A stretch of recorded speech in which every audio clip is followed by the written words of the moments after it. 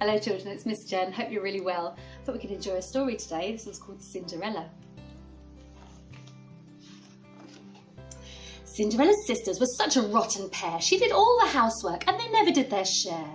A party invitation came from the prince one day. It said, please come to my party, from the prince.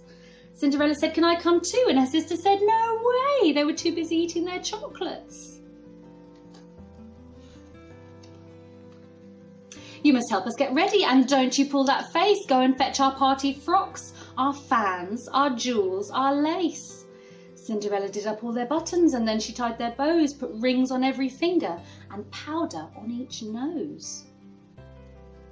All the boots and hat and jewellery in there. And this ugly sister is getting changed behind the screen. See you later, said the sisters. Cinderella sobbed. She was crying. It isn't fair. I never go to parties or have nice things to wear.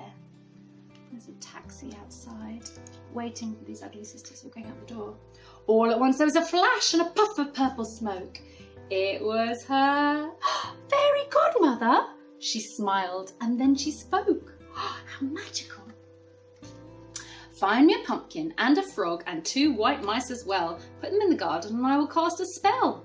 The fairy waved her magic wand. Here's a coach. Wow, coach and a ball gown too.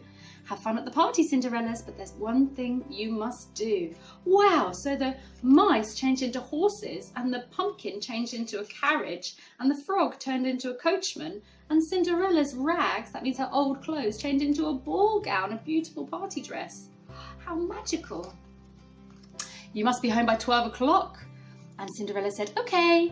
And she went off to the palace to dance the night away. Just outside, the horse and coachman were still waiting for her. She had a really brilliant time. The prince liked her the best. Her sisters whispered, oh, who's that girl? They never even guessed. All too soon the clock struck 12 and Cinderella gasped, oh no! She dashed out of the palace. That meant she went really, really, really fast out of the palace, as fast as she could go. The prince looked for her everywhere, but only found her shoe. She'd lost it when she'd run away. He thought, here's what I'll do. She was hiding. And there's somebody else hiding too. I'll make each girl in the kingdom try on this shoe to see if I can find the owner, because she's the one for me. When Cinderella's sisters had their turn, they pushed and shoved and squeezed, but their feet were much too big, and the prince was jolly pleased. Oh, Cinderella, waiting. Being little friend in this footstool. And he was just about to leave when Cinderella appeared. May I try on the shoe? She asked. Her horrid sisters sneered. They said, it will never fit you. These little friends popping up again. Oh, and again. Imagine their astonishment. They were so surprised. They wailed, oh, it cannot be. The shoe fitted her perfectly. And the prince cried, marry me. How magical. Happy Cinderella said to the prince, I'm yours. But only if you promise me we share the household chores.